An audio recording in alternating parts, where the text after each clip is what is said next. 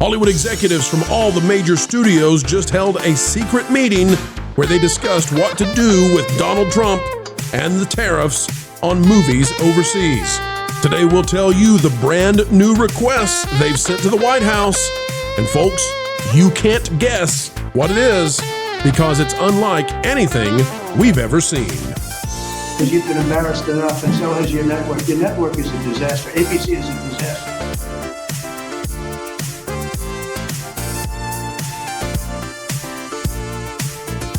All right, folks, take a look at this. We are out of variety, and very few people are covering this, but we shall go there. This came out a couple days ago. We're going to connect the dots. Brent Lang and Gene Maddow have the article out of Variety. Hollywood studios strategize on how to handle Trump tariff meetings, how to handle Trump tariff threats at MPA special meeting. And it's the Motion Pictures Association. Is that correct, Lou? Yes. Yeah. Well, either one of you. You both know your stuff. Yeah. It used to be known as the MPAA, but yeah, now it's just the MPA. Well, the they dropped the America part, of course. Yeah. You wouldn't expect them to do it. Well, that's a great way to kick it off. That part on there. Yeah, well. The leaders of the major Hollywood studios. Well, when most of your movies aren't made in America anymore, should you have that on there? That would be the problem, Tom. That's what this whole meeting's about. America's where you pay your taxes and tariffs and stuff. Surprise. The leaders of the major Hollywood studios and streaming companies gathered on Zoom on Friday for a special meeting with Motion Picture Association chief Charles Rivkin to strategize about how to address President Trump's threatened film tariffs. The goal was to find a delicate way to educate the White House on the complexity. Oh, I see. Yes, Lou, you thought the same thing I did. They're going to educate the White House, are they? They're so condescending. They're just so full of themselves. The goal was to find a delicate way. In other words, Trump is like a trained little puppy. They're trying to figure out how to get him to use the potty pads, right? Go not on the carpet, Trump, not on the carpet. That's what they're trying to do. I love that they're going to try and explain to him that it's different than a car or a hammer. Exactly. Because he wouldn't know that, of course. He's just some guy, you know. That's right. Learn to code, Trump, as well as the difficulty of applying a tariff on a product that is not a traditional good in the sense of a car or a hammer. Moreover, many films are shot in multiple foreign locations because both because the story calls for a certain setting and because of the costs. Post-production work on visual effects and editing also can take place in different countries to take advantage of subsidies. That's the problem, right? They buried that at the end. Nobody cares about shooting on location. This is about whether or not you're going to other countries to get the credits.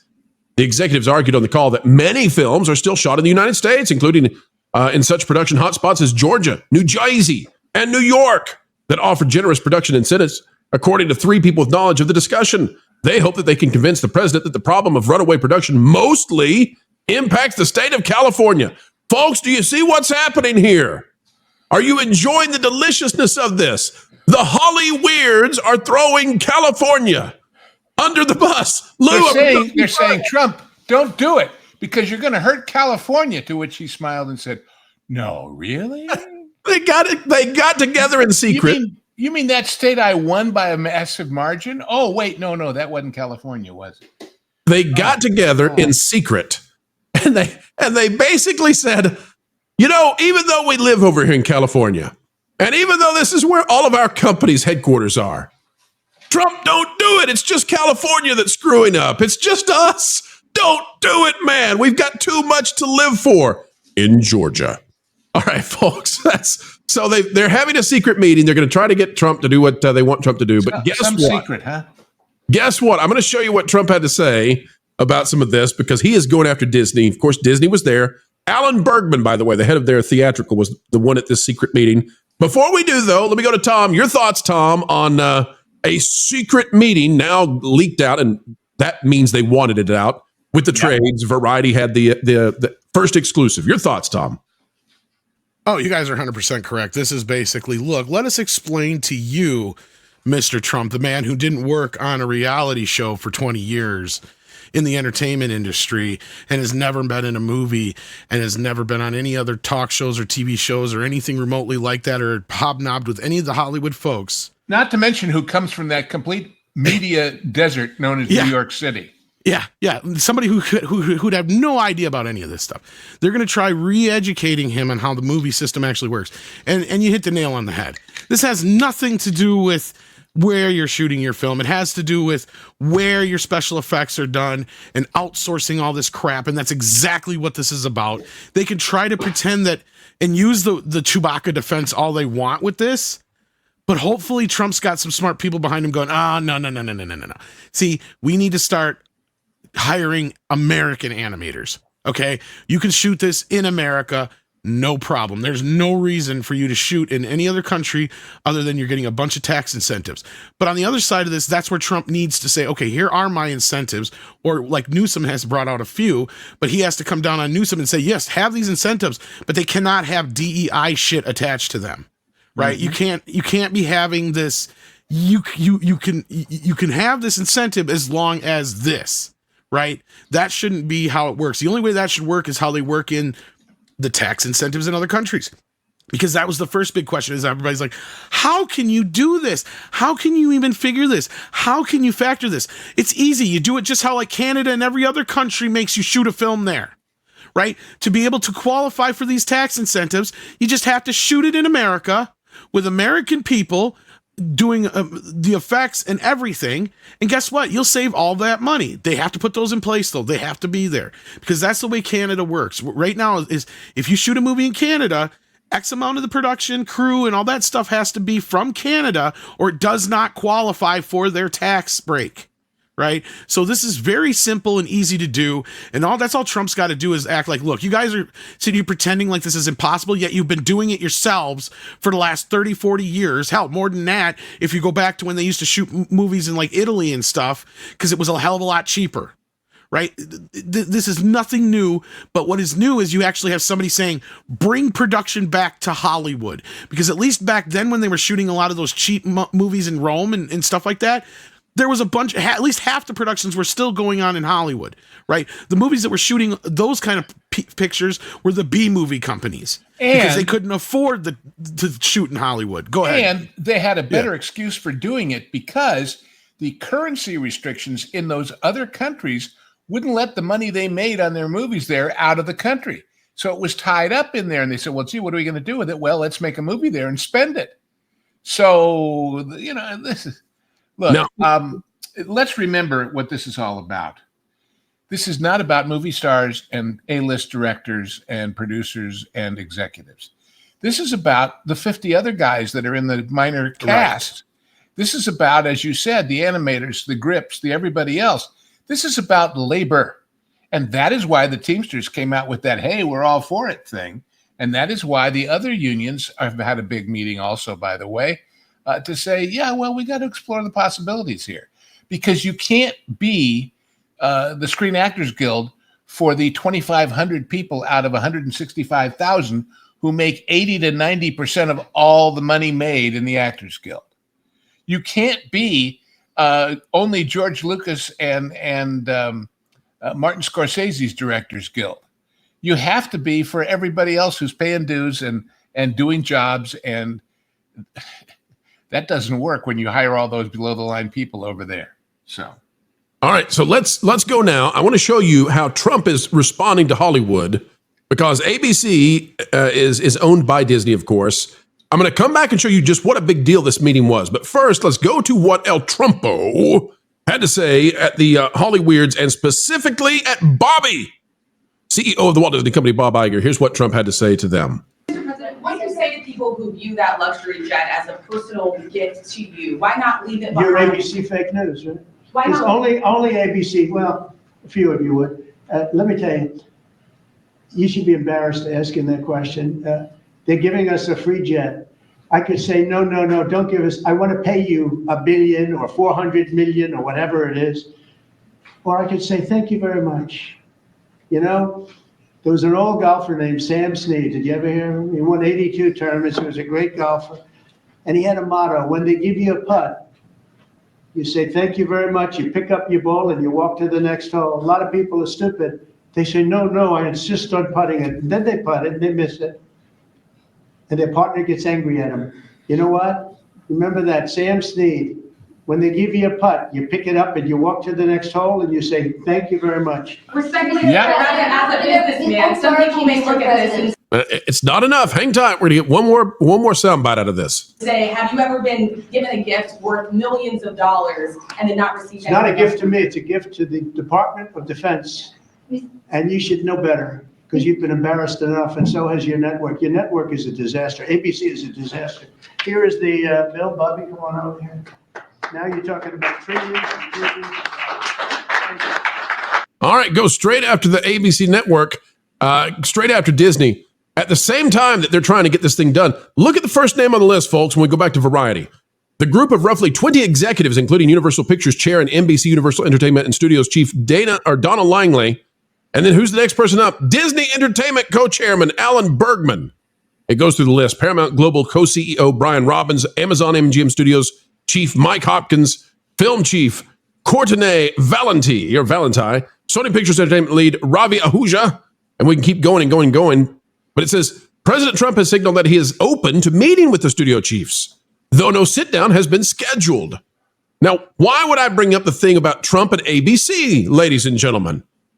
Well, President Trump, let me read it again for you. President Trump has signaled that he is open to meeting with the studio chiefs, though no sit-down has been scheduled. Scroll back up again. After seeing that clip that we just played, which was breaking in the last 24 hours, which one of these individuals might not get the invite? Which one of these companies is losing their opportunity to have discourse, shall we say, with Orange Man Not So Bado? Well, Thari, James Scott has the headline right. President Trump slams ABC News reporter during live exchange. And so Disney's the one that's losing out on this. Disney's the one that is diminishing their opportunities. Maybe you say, Pro, it's a good question. Maybe it's a good journalistic effort. I don't know. I'm just watching this happen. Let me comment on whether that was a good or bad question. The event. All right, then we'll go to Lauren after you. Yeah, the event at which he was signing that order. If you notice the people behind him, those are all the health people. It was an order that lowers the price of prescription drugs in America between 30 and 50%. Isn't that the good news they should be covering? But they can't do that because, my God, you'd have to give these guys credit for doing something right. So let's distract with the other stuff. And while he's signing it, they're screaming at him. They're screaming questions at him. And it's like, oh, come on. I mean, it's just ridiculous. Now, by the way, that wasn't the only time that Trump took ABC to task. He also criticized them on Truth Social, which was pretty damning at the end there. Bob Iger should do something about the losers and haters he's got on his low-rated shows. Whoa. I mean, really called him out by name. And, I took him to task, and probably rightfully so. We've obviously The View and some of the other programs they have on there. I think the assessment by the 45th and 47th president, that might be correct. But more than that, though, a secret meeting coming together here and attempting to educate the president on these issues. And I think Tom and Lou's assessment is right regarding all of that. I want to ask Tom really fast. Tom, how much VFX work is actually done internationally at this point when it comes to your typical production or maybe your big tentpoles? I don't even have a number, but I could probably guess and be close to being right in 80 to 90%. Oh, man. I don't think there's very many, if any, U.S. Digital animating, special effects houses. The only one would technically be probably ILM. Yeah. And I don't even know how much of them is basically the foreign animators have become they've become the equivalent of the old in-betweeners. Where the key artists would do the key frames and everybody else would fill in between. Weta is out of New Zealand. I mean, the rest of them are a lot of Korean and other kind of and a lot of these companies, even if their main company is based in the U.S., that doesn't mean that all their other stuff isn't based over in Korea, right? Even ILM, I think half their stuff is spread out all over the place, isn't it? I think so. And also, too, they're one of 4 effects houses on any production nowadays. Used to be that they used to do the whole movie. That's no longer the case anymore. So you've got a lot of post-production work. that is being done overseas now. Obviously, the Grips and everybody else that the Teamsters represents, you've got their interest at stake is here. I mean, yeah, I understand why executives, and this is why when my parents asked me, it's like, oh well, how can Hollywood not like this? And it's like, oh, you know the dynamics of Hollywood. Executives are going to hate this, and obviously now we're hearing executives being in that room as part of that meeting to try to educate the president, predictably so. Let me go to Lauren real quick, and then we've got a special guest waiting on the wings. Lauren, at the same time that the Hollywood execs are meeting privately and being very condescending and saying, well, we're going to have to teach this guy how to, what really goes on with our business. Tom Cruise is handling this in a way that seems to be getting almost universal praise. Tom Cruise is dodging questions about the Trump tariffs in regards to his Mission Impossible movie, says we'd rather answer questions about the movie. I think this is masterful. I think this is how all celebrities should handle this, because the farther away a celebrity is from politics, the farther they are away from the real world, and the more they seem like a star in the constellations once again. Your thoughts? Yeah, it's the smart answer because he can't really get in trouble with anybody for it. And it also, the audience just wants to see you sing and dance. They don't want to hear your opinion on politics. You're in a bubble in your reality that does not affect the average everyday Joe who's forking over a significant amount of money to go to the theaters now to be entertained. We don't want to be lectured. We don't want to hear your political opinions. We just want to see you sing and dance. So I think it was the smart answer. And it's not bad, is it? It's not bad. Talking about not only that, dancing, though. Hang on just a second, Tom, because we've got limited time on this next individual. Talking about singing and dancing, folks, get your dancing shoes ready because you're going to be leaping for joy. Who could that be? It's Mike. It's Mexican Iron Man joining us.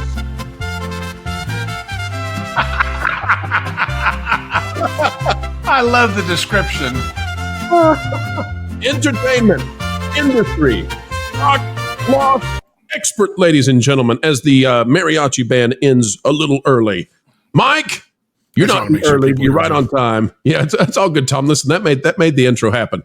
Mike, tell us your thoughts on secret film industry meetings trying to get the Trump tariffs the way they want them to be. Well, okay, so I'm not going to go back over what you guys have discussed. It's all been really interesting. I'm just going to add to it and throw out the Deadline article that popped out earlier today about 4 hours ago. I'm sure you all saw it.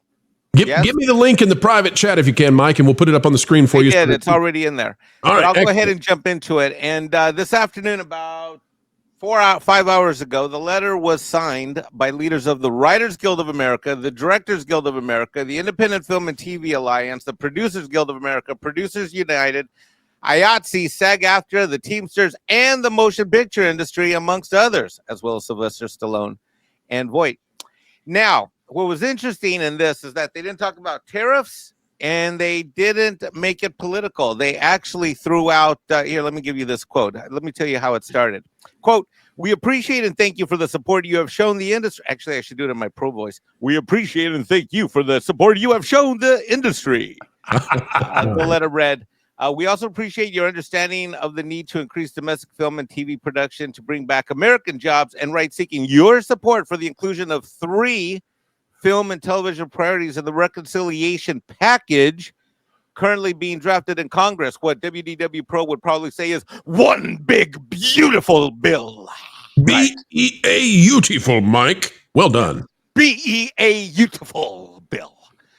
Now, let me talk about what they mentioned. There's 3 things they mentioned, and since I'm a tax guy, I feel compelled to add to your show. Love you, Pro. Love your work. Love your show. He's like a tax NATO. That's what we call him, tax NATO around here. So they would say this, quote, they include extending Section 199 domestic manufacturing and production incentive to film and TV productions.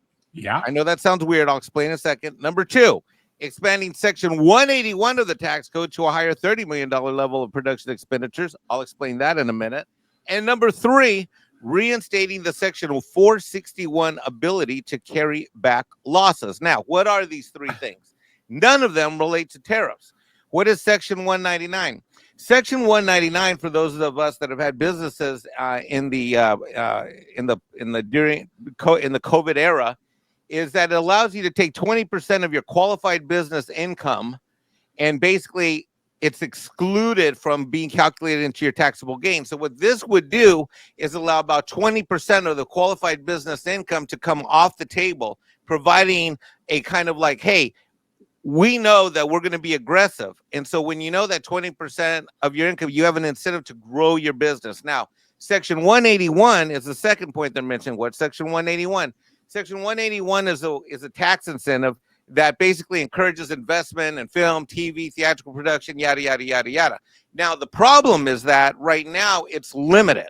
Okay, it's at 15 million. So they want that doubled to 30 million in terms of production expenditures. What this will do is that it allows them to be able to want to spend more money on the U.S. if they know that if they increase from 50 to 30 million, that there's no limit on that tax incentive. The third thing they want, which has to do with Section 461, and I find this one the most interesting thing, which is that the way the tax code works is that your deductions, your credits, they're generally taken in the taxable year that your accounting method is. So January to December, for example, some people run July to June 30th, that kind of July 1st, June 30th. Some other people like Disney start in the fourth quarter of the calendar year, whatever.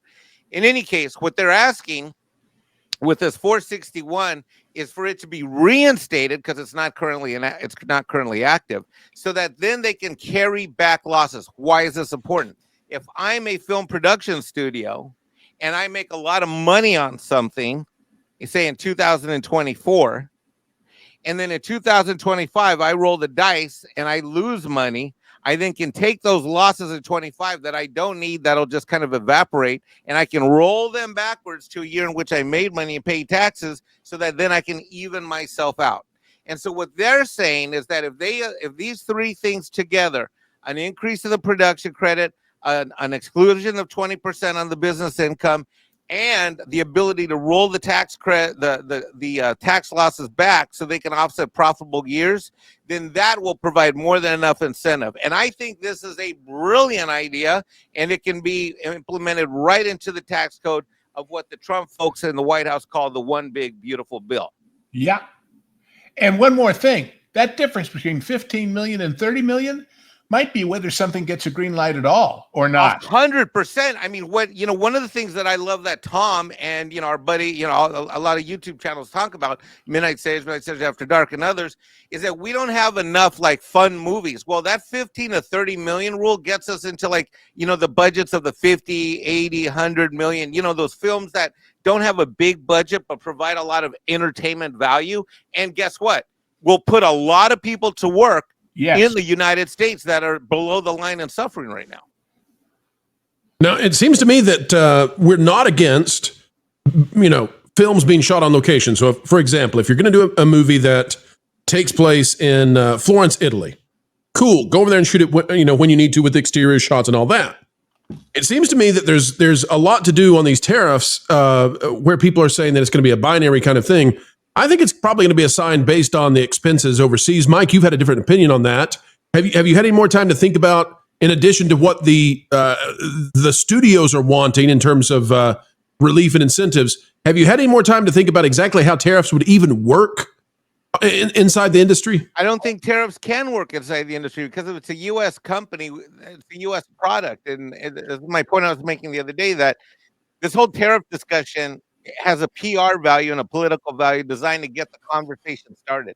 And no offense, but I think we're talking about the wrong thing. It's not about how tariffs will get implemented. It's about how talking about tariffs gets things to move and change. Yeah, okay. Exactly. Exactly. So that then they move. And what's happened? What's happened is that, going back to this article that I popped up to you, that the Hollywood industry is coming back and saying, here's the three things we want.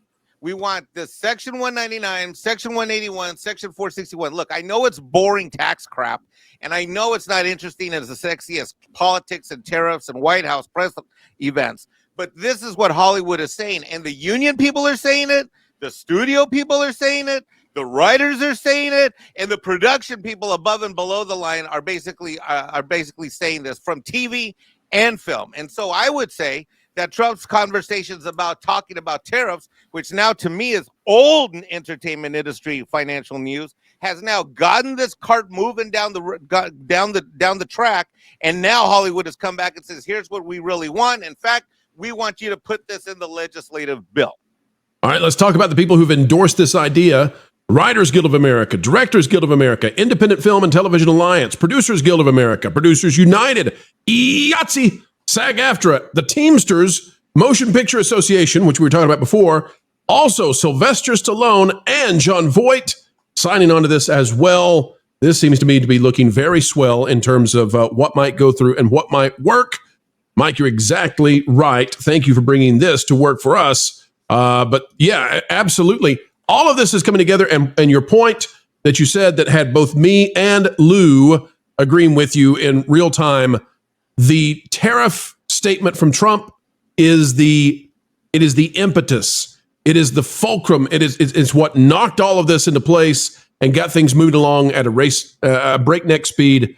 And it even has Gavin Newsom using the phrase "Make America Film Again." So we're off now. And without doxing Lou, you have many people's careers combined of experience in your one career. I mean, those of us who are blessed to know who you really are, you literally have 5 to 10 people's careers in your one career. When you see these three things, these three sections, incentives that are in this letter, what is your reaction? Exactly the same as yours. This is an employment thing. This is about, again, like I say, none of this stuff affects the stars. None of this stuff affects, for that matter, the tax breaks in England don't affect the stars or the producers or the directors. This is about getting all those other people that are involved in production some more work. And what we just said about it, maybe greenlighting things that wouldn't have otherwise, is huge. It's just plain huge. Look, I found it very funny that everybody was saying, well, gee, the Hollywood people are huddling to decide how they're going to handle this tariff thing. No, because there is no tariff thing yet. There's only the statement of, hey, maybe we'll do something. They don't have any clue as to exactly how they plan to implement them, if they do. I'm sure Trump does, because he doesn't do things like that without planning just in case. But this is the kind of thing it was intended, as you said so wisely, to stimulate the conversation. And it has to happen now because the great big bill is right now in the middle of all the final negotiations in Congress. That's what I think the most interesting thing about this whole article is that we all agree, I think, that this is complete kabuki theater. Hollywood knows that Trump knows this. Trump knows that they know that he knows this. They all know what his operating strategy is, which is make one big grandiose statement that gets everybody riled up. And they know that they're going to have to change something because they don't dare offend him and get themselves in some other kind of trouble. So they have to put out this statement that says, well, we're going to educate him. We have to frame it that way. But then they put on the table what they're actually needing. He gets to agree to it. It makes everybody look good. Everybody's happy and things improve. This is par for the course for his operating strategy. How they still don't seem to tilt to this, although I guess in this case they kind of are, because that's what they're doing. They're understanding, here's what we want. Give us this. We'll make everything happy for everybody. I don't know. I think the framing is funny. I think Pro's comments set an interesting stage when you look at this article through the lens of Pro and what all you guys have been saying in the last, this past hour, which is that Gavin's irrelevant. These people came together and they didn't write a letter to Gavin, right, Pro? Right. They wrote it to Trump. They threw Gavin under the bus, Mike. They were ready to run him. And Gavin is positioning himself as, quote, the conservative Democrat when the nominations start happening in a couple of years. Yeah, good luck with that. Wow, good luck. Okay, so I've got one other area of conversation I want to go before we wrap this up. So I'm looking at the tariff deal with China, and I know people are going to have lots of opinions about this, and it's outside of our area of expertise, right? We try to stay in our lane here, but the lane is wide. So the agreement we have with the 90-day with China, what I'm wondering is, does this put some wind in the sails for Team Trump? And therefore, Hollywood is now more likely to acquiesce and work with Trump, Orange Man, rather than fight against him because he's getting wins behind him. Panel, What do you think about that? Yeah, and I agree, because like what Mikey said before, what is this about? This is just like with all the regular tariffs. As much as the media wanted to freak out and act the way they did, it was really just to get people to the negotiation table first and foremost, right? Like, and that's what Trump's all about. And I mean, he's somebody that once you start talking to him, he's a good businessman in the sense of he knows how to talk to people and understand what people want. And even if you notice, like, you'll have so many people who say the nastiest shit about him. Sorry, nastiest stuff about him. I'm trying to watch my mouth. Go ahead, Mike. Feel free. Go ahead. And when they turn around and they end up meeting with him or whatever, Bill Maher's a great example. They're like, God, this guy was not who I thought he was. And you know, the thing that kind of showed me who he probably is behind the scenes that we don't really realize was when he was on Joe Rogan. Because if you watch that 3-hour interview with Rogan, 90% of the time, Trump is turning it back onto Rogan. He's like, and they're talking more about Rogan than they actually do Trump. Because that's what I think Trump does. He's that kind of guy who gets you to feel like, okay, this guy actually gives a crap. He's a decent human being. He cares about me as an individual more so than this whole thing that we're talking about. But then when we got down to business, I didn't feel like I got completely screwed over. Right? Like, that's kind of the thing I think most people realize once they talk to him, is because he's putting on a show. Right. He is, first and foremost, he was a television star who played a brash character known as Donald Trump. And he continued to wear that mask as president. But when the lights come down and the camera goes off, he is just, I think, regular everyday Donald Trump is not the same person he puts out there on the stage. Right. Because we all have that. Right. We all kind of have that personality that we put out here. And I'm not saying we're being disingenuous, but I mean, you know that I can't probably be as I ham it up a little bit with all the passionate, arguments I make and getting a little flamboyant and all that kind of business. I mean, obviously. So, I mean, it's all part of being entertaining at the same time. And that's part of what Trump is doing. And I misinterpreted that at first, like a lot of people did. But I think once people start to realize that, things will change with him. And it's the same thing with this.